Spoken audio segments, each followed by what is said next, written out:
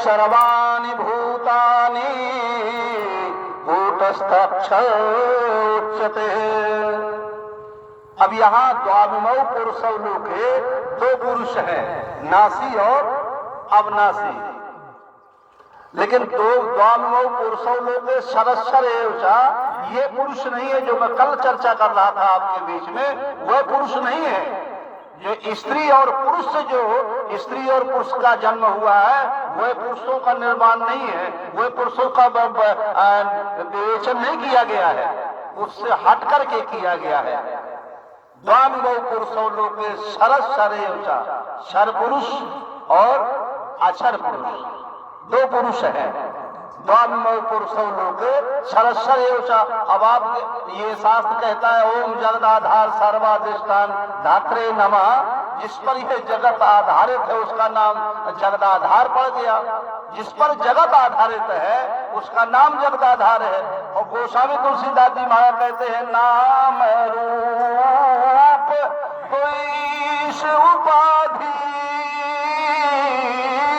यहाँ नाम रूपों को उपाधियां बता दी गई। जितना भी हमने ये नाम हुए हैं, नाम पैदा हुए हैं, अब यहाँ उपाधि बता दी गई। तो उपाधि सत्य है, नाम सत्य है। क्या सत्य है? मैं सत्य हूं और ना असत हूं। ये अवधूत गीता कहता है, ना मैं सत्य और ना मैं असत।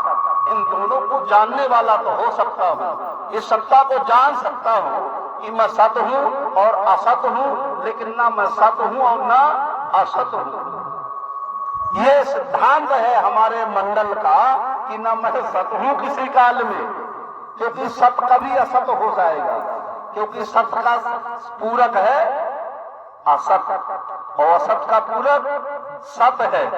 तो कहां से उत्पत्ति हुई है इनकी? बोले उसी सत्ता से सत्य हुआ और उसी सत्ता से असत हुआ है। जैसे वाणी से हम सत्य बोल देते हैं और असत बोल देते हैं। यह कहां से पैदा हुई? वाणी से सत्य पैदा हुआ और इस वाणी से झूठ भी पैदा हुआ। तो ये तो पैदा होने वाली चीज है। जो सत्य पैदा हुआ, सद्भाव पैदा हुआ और असत भाव पैदा हुआ, कुभाव पैदा हुआ, ये पैदा होने वाली चीज है। जो कभी किसी काल में पैदा न हुआ हो वे तुम हो।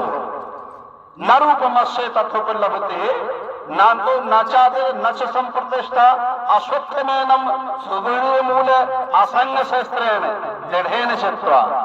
माने इस रूप के संग में, इस जगत के संग में, परिवार के संग में, भाइयों के संग में और सब सारा सृष्टि के संग में रहता हुआ भी तुम्हारे जितने संग के नाम हैं, जितने संग के रूप है, जितने समूह के नाम रूप रंग है, वो सब के सब वो नहीं है।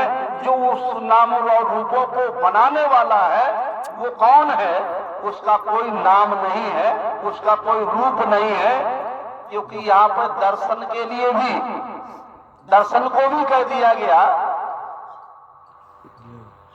दर्शन को क्यों कहा गया? दर्शन भी वो क्षणिक है। कहाँ? जैसे नेत्र की दृष्टि क्षणिक है, दृश्य की सत्ता भी क्षणिक है, दृश्य की सत्ता भी क्षणिक है, वो परिवर्तन होने वाली है। तो ये कहाँ से पैदा हुई है? उस सत्ता से ही ये दृश्य हुआ है और उस सत्ता में ही समाहित होता है।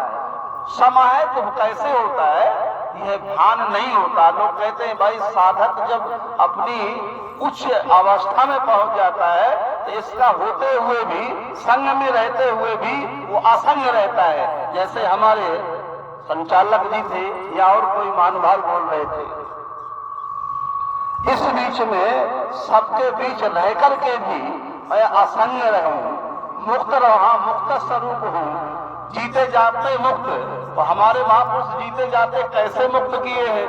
वो ऐसे ही मुक्त किए हैं, ये बता दिए हैं, ये पूंजी दे दी है कि तुम वो हो जो किसी काल में तुम्हारी मौत होने वाली नहीं है, जो किसी काल में तुम्हारा जन्म होने वाला नहीं है।